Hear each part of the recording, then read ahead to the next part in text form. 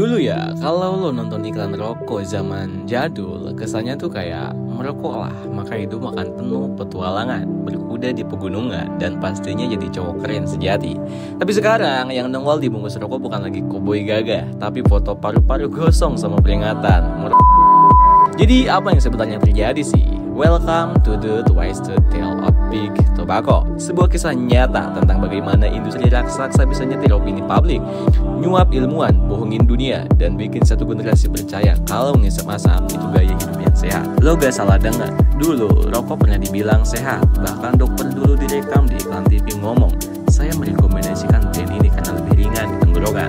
Lo bayangin, dokter bro, orang yang harusnya nyelamatin nyawa malah jadi bintang iklan tembakau bejir. Ojaknya mereka nggak 1 kali 2 kali doang, tapi ini kayak gerakan massal geng dokter rokok gitu.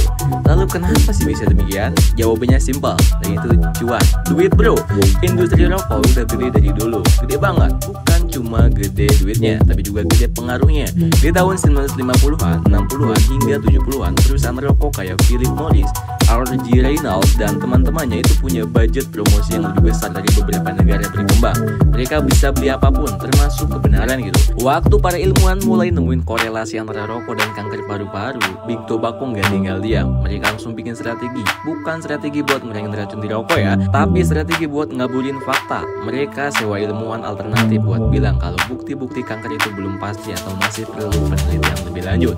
Dan lo tau nggak lebih mind blowingnya? Mereka bikin lembaga penelitian palsu. Iya, serius. Namanya adalah Tobacco Industry Research Committee, yang tugasnya bukan nyari solusi kesehatan, tapi nyari cara supaya publik tetap bingung. Pokoknya bikin debatnya gak kelar. Mereka tuh pintar banget main di zona abu-abu. Bukan bilang rokok itu sehat secara langsung, tapi nyebar narasi gak ada bukti kuat kok, atau bisa jadi kena faktor lain. Lama-lama publik jadi mikir, iya ya, belum pasti sih, mungkin bukan karena rokok guys. Dan jangan lupakan kekuatan iklan. Di masa kemasannya iklan rokok tuh kayak propaganda modern. Lo ngeliat cowboy, pilot, atlet, cewek glamour, semua ngisep rokok.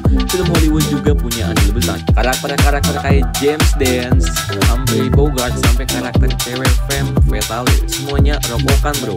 Otak kita otomatis nyambungin rokok sama dengan keren gitu.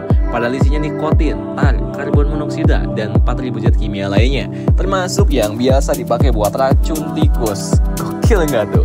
Tapi tunggu dulu, cerita gila ini belum selesai.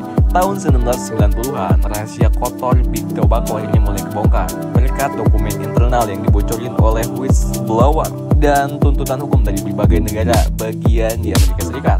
Dunia akhirnya tahu semua kecurigaan itu benar. Mereka tahu rokok itu bikin kanker sejak dekade 1950-an, tapi mereka sengaja tutupin. Bahkan bukan cuma tutupin, mereka targetin anak muda anjir. Ya, mereka tahu orang dewasa bisa tobat, tapi anak muda sekali lo ngerokok pas remaja, lo bakal susah lepas gitu, nikotin bakal nyangkut. Jadi mereka desain iklan, kemasan yang bahkan rasa rokok buat bikin ABG penasaran. Ada yang rasa vanilla lah, cherry lah, mentol yang dingin di tenggorokan, semuanya jebakan manis buat candu seumur hidup gitu.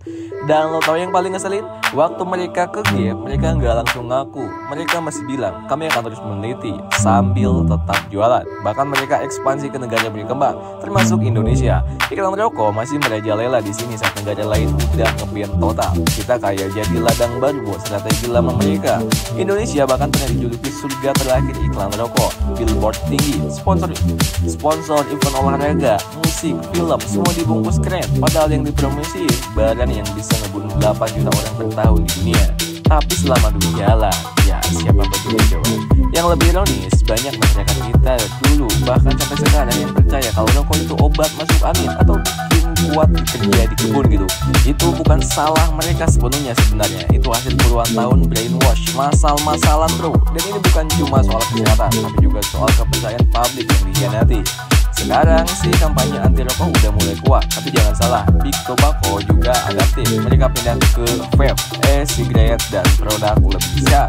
Padahal ya tetap aja gitu, ada nikotin, tetap bikin candu. Mereka cuma ganti baju, bukan berubah hati gitu. So kalau lo mikir teori konspirasi itu cuma soal alien dan Illuminati bro, lihat deh sejarah industri rokok. Ini konspirasi kelas kakap yang udah makan korban ratusan juta nyawa. Tapi dulu dunia percaya, bahkan menganggap siapapun yang bilang rokok itu bahaya sebagai lebay, anti kebebasan, atau fanatik kesehatan. Kita udah belajar satu hal penting, kalau industri gede bilang ini nyaman kok, lo wajib curiga. Apalagi kalau mereka ngeluarin iklan lucu, sponsor konsen, dan mulai masuk ke tren anak muda. Karena dibalik semua itu bisa jadi ada niat jahat yang dibungkus keren. Dan sekarang ketika lo ngeliat foto paru-paru hitam dibungkus rokok, lo harus tahu itu cuma butuh puluhan tahun perjuangan, ribuan nyawa, dan satu kebohongan global buat bisa sampai ke titik ini. So inget baik-baik, dulu kita percaya rokok itu keren. Sekarang kita sadar yang keren itu bukan ngisep racun, tapi bisa bilang tidak ke industri pembohong. So gimana menurut kalian nih guys? Tulis pendapatnya di kolom komentar.